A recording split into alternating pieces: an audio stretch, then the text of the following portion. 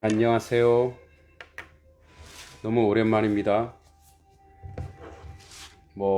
바쁘다는 핑계로 하루 한 권 책 읽기. 하루에 한 권이 아니라 한 달에 10권도 못 읽고 있네요, 요즘에는. 그래도 또 다시 시작해 보려고 합니다. 7월, 8월 바쁘지만 휴가 기간인데 그래도 함께 나눌 수 있어서 참 감사합니다. 문학동네 어린이 문학상 수상작입니다. 13번째 아이. 13번째 아이. 맞춤형 아이에 대한 얘기인데, 우리 독서스쿨 아이들과 재밌게 읽었습니다. 그리고 이건 어머니 독서스쿨에서 했는데, 되게 좋았습니다. 0.3초의 기적, 감사의 힘입니다. 감사의 힘. 그리고 최근에 이번 주에 끝낸 또 우리 온라인 독서스쿨 친구들 내용원이 따뜻했던 날들, 이렇게 세 권 같이 한번 나눠 보도록 하겠습니다. 먼저 13번째 아이는 이제 그 문장들이 있는데, 문장들을 좀 읽어 나가다 보면 느껴지는 것들이 있어요. 로봇들에게 처음 바이러스를 퍼뜨린 게 인간이라면서요. 이제 로봇을 이렇게 만들고 인간이 편리를 위해서 만들었지만, 또 도리어 인간이 자기들의 소용에서 벗어나면 그 안에서 이제 로봇들 스스로 싸우도록 아주 악한 행위들이 계속 이어지죠.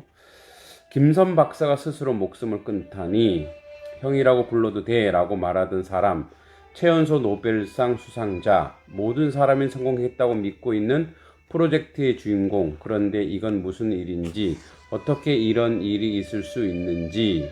요 얘기는, 김선 박사는 로봇은 아니지만 속된 말로 유전자를 조작해서 만든 아주 최고의 수제를 만들어낸 거죠. 사실은 유전자를 통해서 뭔가 우리 음식물을 만들어내듯이 만들어냈는데, 그가 노벨상을 받았지만 결국은 자기 정체성을 찾지 못해서 자살하게 되죠. 그러니까 비극적이라는 거죠. 또 나에게 유전자를 준 사람이 엄마 아빠라고 한다면 나의 시작은 거기서부터일 것으로 생각했다. 하지만 눈앞에 펼쳐진 진실은 생각과 달랐다. 내가 만들어지는 과정에 대해 자세히 기록하고 있지만 어디에도 엄마 아빠에 대한 기록을 찾을 수가 없었다. DNA 염색체, 유전자가 구성되고 조합되는 과정만 나와 있을 뿐이다. 그러니까 주인공인 시우란 친구도 엄마밖에 없어요. 그러니까 이렇게 결혼해서 낳은 아이가 아니고 유전자를 조작해서 만든 아이이기 때문에, 그래서 이제 주인공도 정체성의 흔들림을 이제 가지게 되는 거죠. 로봇은 인간을 해치지 않는다. 인간을 해친 것은 인간 자신일 뿐이다. 로봇은 사람과 다르지 않다. 213페이지 얘기고요. 기억과 감정이 없다면 내 행동에 아무런 의미가 없어지는 것이다. 내가 세상에 존재할 이유가 없다. 나는 단순한 기계로 남고 싶지 않다. 그러니까 로봇에게 감정을 집어넣으니까 로봇도 자기 정체성을 찾고 가치를 찾더라 이거죠. 이미 세상에 나온 감정 로봇은 인간과 다르지 않아. 인간들이 마음대로 로봇의 운명을 결정하는 건 옳지 않다. 그래서 저항까지 이루는 거죠. 요 전체 이제 줄거리를 보면, 완벽하게 만들어진 13번째 아이 시우, 그리고 그와 같은 감정을 가진 레오. 그러니까 시우는 굉장히 이성적인 아이예요. 그래서 사실은 인간관계를 못하죠. 근데 레오는 이제 감정을 가져서 조화를 이루게 했는데 시우와 레오가 갈등을 가지게 되죠. 그러니까 너무 이성적인 존재와 감정적인 존재니까. 부모들은 자녀가 완전한 사람으로 성장하기를 원한다. 그 의미가 투영되고 강요된 시우의 자아찾기. 이성적인 인간에서 감성적인 인간으로 성장하면서 겪는 일련의 과정들. 레오라는 감정을 가진 로봇의 갈등과 인간들과 공존할 수 없는 로봇들만의 비애와 아픔이 전해진다.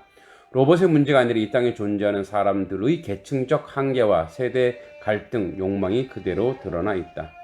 그런 거예요. 이제 이것에 대한 그 이은용님의 글은 제가 생각하기에는 우리는 말 잘 듣고 공부 잘하는 로봇과 같은 아이를 원하는 건 아닐까. 그래서 우리 아이들과 이거 얘기할 때 아이들이 공감을 했어요.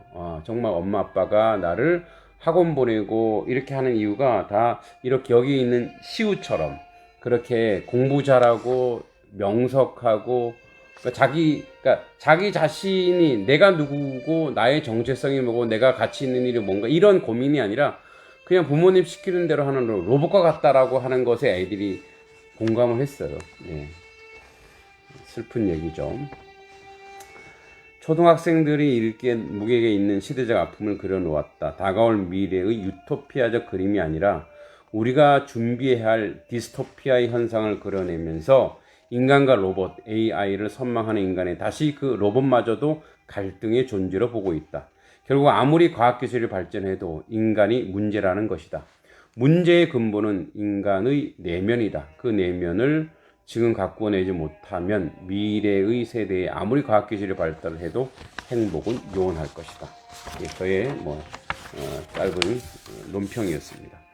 두 번째, 감사의 힘. 감사에 대한 얘기는 굉장히 많죠, 책들은. 그 중에 이제 기자, 방송국, 미국 MBC 방송인가요? 기자가 이제 취재를 하면서 자기도 처음에 이 감사라고 하는 것은 그냥 추상적으로 생각했는데 취재를 하면서 경험한 것들, 데보라 노빌이라고 하는 사람이 경험한 것들을 기록해 놓았습니다. 지배인 게리의 잔소리를 요약하면 이런 내용이었다. 첫째, 고객에게 진심으로 감사하라. 둘째, 고객이 우리에게 월급을 준다. 그것만으로도 감사의 이유는 충분하다. 셋째, 고객이 있기에 우리가 즐겁다. 고객에게 진심으로 감사할수록 나의 미래가 밝아진다. 이제 여기서 성공한 사람 중에 하나가 자기는 오토바이를 사려고 알바하러 갔는데 이 지배인 게리가 계속 잔소리하는 거예요. 그런데 그냥 저 잔소리를 듣고 그냥 흘려버리기보다 한번 저걸 진심으로 생각하고 해보자. 그랬더니 그 사람이 삶이 바뀌었다라는 거예요. 그래서 오토바이 사러 갔지만 인생이 바뀌게 되고 그래서 그 사람이 이제 진심으로 감사했더니 고객들이 좋아해주고 소비자들이 찾아주고 그래서 이 사람이 진급을 하게 되고 지금은 스포츠카를 타고 있다고 얘기해요. 자, 이유는 간단해요. 그들은 실험 기간 동안 좀 더 긍정적으로 자신의 삶을 바라보게 된 거죠. 두통이나 감기 앓는 사람도 없었어요. 활동 지수도 매우 높았죠. 비그룹의 사람들의 실험, 고마움을 드러내는데 집중했던 사람들이다.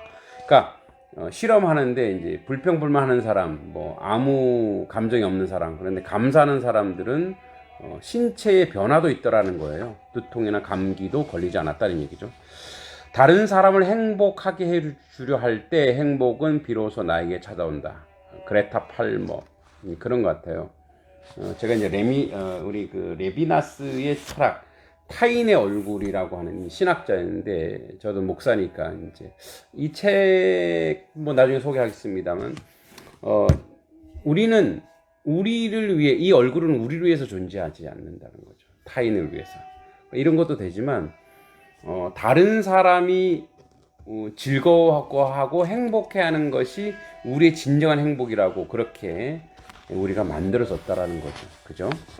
감사하는 태도를 가진 사람들에 대한 전문가들이 발견한 차이점은 다만 고통스럽고 불쾌한 일들이 그들에게 미치는 영향력이 제한적이라는 사실이다. 다시 말해 그들은 감사 습관으로 개발해온 능력을 통해 나쁜 일들을 조금 더 빨리 극복하는 경향이 보였다. 감사의 태도는 선물에 대한 감사, 이제 그레이스 하는 마음이다. 그리고 감사하는 태도는 감사함을 표현하는 찬탄은 그리나티. 동시에 그 어떤 대가도 바라는 것 없이 남에게 기쁨을 해주는 자질, 카리스마인 것이다. 따라서 이런 결론이 나온다. 감사는 곧 카리스마다. 감사할 줄 아는 사람들의 성취 비밀을 우리 조상은 이미 깨닫고 있었던 것이다. 진짜 감사할 줄 아는 사람이 카리스마 있는 사람이라는 거죠. 고맙습니다. 감사합니다. 이렇게. 당신이 진정으로 고마워할 첫 번째 대상은 바로 당신 자신이라는 거예요. 자기 자신에 항상 감사하라는 거죠. 여러분 이 시간에 뭐 잠깐이지만 감사해 보십시오. 자기 자신이 감사해야 된다는 거예요. 긍정적인 마음을 유지하는 사람들은 부정적인 사람들에 비해 강한 면역력을 가지고 있다는 사실이 밝혀졌으며 같은 스트레스 상황에서도 질병의 위험에서 벗어나 평균 10년 이상 장수하는 것으로도 분석되었다. 감사하면 건강하고 장수도 한다고 합니다. 네, 제 짧은 서평을 한번 읽어보겠습니다. 감사, 고맙게 느끼는 것은 내면의 인격이다. 인격은 그냥 얻어지는 것이 아니다. 옛 어른들의 말처럼 수양에서 오는 것이다. 부지런히 자기를 이제 닦아서 그걸 기른다는 거죠. 내면을 닦아서 기르는 거죠. 그러니까 수양은 마음의 훈련이다. 훈련은 의지를 동반하기에 오늘도 우리는 부지런히 감사를 외치고 고백하고 선언해야 한다. 감사하면 감사할 것들이 항상 쫓아오게 되어 있다. 그래서 성경에서도 범사에 감사하라고 하지 않았던가. 늘 감사하면 감사할 것들이 보인다. 보이면 하게 되고 하다 보면 습관이 되고 그 습관은 삶을 바꿀 것이다. 그렇게 행복은 감사에서 온다. 이게 하늘의 말이라는 거죠. 그러니까 보편적인 말로 천명이다 이런 얘기죠. 그래서 감사하면 여기 있는 예처럼 운명, 인생이 바뀐다는 것입니다. 지금 바로 감사하시기 바랍니다. 자, 마지막 오늘 소개의 마지막인 내 영혼이 따뜻했던 말들. 우리 초등학생들 또 중학생도 있지만 거의 초등학생들이 이걸 다 읽어내더라고요. 여러분 꼭 읽어보시기 바랍니다. 읽으신 분도 많이 계시겠죠? 자, 내 영혼이 따뜻했던 날들. 포리스터 카터라는 사람이 자전적인 자신의 삶이라고 해요. 그러니까 어린 시절 부모님을 잃고 이제 체로키족 미국의 이제 인디언 부족이죠. 체로키족 할머니는 완전 체로키족이고 할아버지는 이제 반만 체로키족인데 그들이 자연에서 사는 삶의 교훈 이런 것들을 잔잔하게 그려내서 굉장히 큰 감동을 줍니다. 꼭 한번 읽어보시기 바랍니다. 그게 이치란 거야. 누구나 자기가 필요한 만큼 가져야 한다. 사슴을 잡을 때도 제일 좋은 놈을 잡으려 하면 안 돼. 작고 느린 놈을 골라야 남은 사슴들이 더 강해지고 그렇게 해야 우리도 두고두고 사슴 고기를 먹을 수 있는 거야. 할아버지 설명에 따르면 할아버지가 태어나시기 전 옛날에는 친척이라는 말을 이해하는 사람, 이해를 함께하는 사람, 사랑하는 사람이란 뜻으로 쓰였다고 합니다. 그렇죠? 친척이라고 하는 것은 함께 이해해주고 사랑하는 사람이라고 하네요. 그것은 절대 아름다운 노래가 될 수 없을 것이다. 그래도 사람들은 그 행렬을 눈물의 여로라 불렀다. 이게 무슨 얘기냐면 이제 그 아메리카 인디언들을 이제 한 곳에 이주시켜 버리죠. 그걸 눈물의 여로라고 하는데 1838년에서 1839년에 걸쳐 13,000명의 체로키들이 차례로 오클라호마 보호구역으로 강제로 이주당할 때 1300km의 행진을 추위와 음식 부족, 병사고 등으로 4,000명이 죽었다고 합니다. 그런데 이 사람들이 절대 그 백인들의 마차나 말이나 음식을 거부했대요. 스스로 죽음을 선택했고 그걸 보는 사람들은 울었지만 이 사람들 절대 울지 않았다고 합니다. 아주 독하지만 지조가 있었던 그런 사람들이죠. 만일 몸을 꾸려가는 마음이 욕심을 부리고 교활한 생각을 하거나 다른 사람을 해칠 일만 생각하고 다른 사람을 이용해서 이익을 볼 생각만 하고 있으면 영혼의 마음은 점점 졸아들어 밤톨보다 더 작아지게 된다. 114페이지 얘기인데요. 그러니까 마음이 욕심을 부리면 이렇게 교활한 생각을 하면 점점 영혼이 작아져서 그러니까 속 좁은 사람이 된다라고 얘기하는 것 같아요. 참 묘한 일이지만 늙어서 자기가 사랑했던 것들을 떠올리게 되면 좋은 점만 생각나지 나쁜 점은 절대 생각나지 않는다. 그게 바로 나쁜 건 별거 없다라고 말하는 것 아니겠니? 참 위대한 교훈 같아요. 여러분들 지금 나쁜 일이 있죠. 안 좋은 일. 그러니까 추억을 하면 생각나지 않는데 그러니까 그거는 아무 일도 아니라는 거죠. 그냥 지나가는 얘기라는 거예요. 그냥 기다리면 지나갑니다. 이겨내시기 바랍니다. 할아버지는 숲을 손상하지 않고 숲과 더불어 산다면 숲이 우리를 먹여 살릴 것이라고 하셨다. 나는 길바닥에 주저앉아 구두를 벗어버렸다. 산길이 잘 느껴지지 않아요, 할아버지.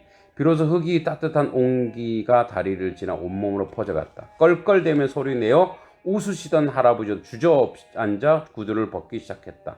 할아버지는 양말까지 벗어서 구두 속에 쑤셔 넣으시더니 우리가 걸어온 길 쪽을 향해 구두를 힘껏 집어 던지셨다. 이따위 것들은 너희들이나 가져라. 이제 법적으로 어린 소년을 체로키 인디언들이 기르는 것이 금지됐나 봐요. 그래서 강제로 데리고 와서 고아원에 넣고 이제 그 고아원에서 매도 맞죠. 그리고 사생하라 그러고 이제 엄마 아빠가 결혼하지 않고 애를 낳았다고 사생하라 그러고 그래서 예배도 못 드리게 하죠. 그래 다시 이제 돌아오는데 이렇게 거의 탈출이죠. 돌아올 때 구두를 신었는데 겨울인데도 구두를 신고 걸으니까 이 자연과 산이 느껴지지 않는다는 거예요. 그러니까 자연과 동화돼야 되는데 그래서 맨발로 걷죠. 그러면서 구두를 집어 던지는 그런 내용입니다. 상당히 인상 깊어요. 자, 할아버지 이제 마지막으로 돌아가시면서 하는 말입니다. 이번 삶도 나쁘지 않았어. 작은 나무야. 다음번에는 더 좋아질 거야. 여기서 작은 나무는 이 주인공의 이름입니다. 인디언들 뭐 옛날에 좀 늑대와 춤을. 그러니까 그 사람이 상징적으로 묘사되는 것을 이제 형용사로 표현하죠. 그래서 여기 작은 나무야. 다음번에는 더 좋아질 거야. 또 만나자. 그러고 나자 윌로 존이 그러했던 것처럼 할아버지 영혼이 빠져나가는 것을 느꼈다. 자, 이 체로키족 인디언인 작은 나무가 이제 3살 때 부모님을 여의고 할머니, 할아버지한테 자라는 그런 이야기죠. 아까 그래서 역사라는 눈물의 여로 얘기도 나오고요. 그죠? 그래서 체로키족들은 자연과 함께 어우러 살아가는 삶의 모습을 보여주고 있습니다. 이제 이 책이 쓰여질 당시는 1900년 초인데 이제 이분이 지금은 굉장히 많은 베스트셀러가 됐지만 돌아가시고 나서 베스트셀러가 됐죠. 그래서 이 포리스터 카터라는 분이 1979년에 돌아가셨네요. 1976년에 출판되었고 86년, 91년 17주 동안 뉴욕타임즈 베스트셀러 1, 2위가 됐다고 합니다. 그러니까 이제 자신의 자전적인 이야기를 약간 좀 편집해서 글로 전개했는데 우리가 사는 것이 이 땅에 사는 것이 자연의 일부로 살아가야 되지 자연을 대상화해서 그러니까 사실을 자연을 대상화한다고 하는 건 뭐냐면 자연을 인간이 주체가 돼서 이렇게 사실 이 꽃을 뭐 아내가 이 수국이 이쁘다고 이제 곧 지니까 이렇게 해놨는데 이렇게 꺾어서 이렇게 오는 것도 이제 인간 중심이죠. 이거 대상화하는 건데 자연의 있는 그대로 자연 속에서 배우고 느끼는 그런 모습을 통해 우리에게 많은 교훈을 주죠. 자연과 더불어 사는 체로키족 그리고 그들의 삶의 지혜를 배운 작은 나무의 기록들에 우리가 겸허해질 수밖에 없습니다. 편견과 조롱, 폭력과 비하 속에서도 자연을 배우고 삶의 무게감 있게 그리는 책이 다시금 감동으로 가슴 깊이 전해지는 것은 자연을 대상화시키지 않고 자연과 하나로 살아갔다는 얘기죠. 어떤 큰 스토리가 있는 건 아니고 삶의 교훈과 뭐 여기 이제 할아버지가 위스키를 만듭니다. 위스키 만들고 또 파는 거, 또 이제 어린아이가 보는 천진난만한 세계 이런 세계들을 쭉 그려냈는데 잔잔한 감동을 줍니다. 네, 이렇게 해서 책 속에 이제 총 지금까지 올해 62권을 했네요. 뭐 1, 2권짜리도 있고 그래서 62권을 했는데 또 부지런히 올해 100권을 한번 채워보도록 하겠습니다. 고맙습니다.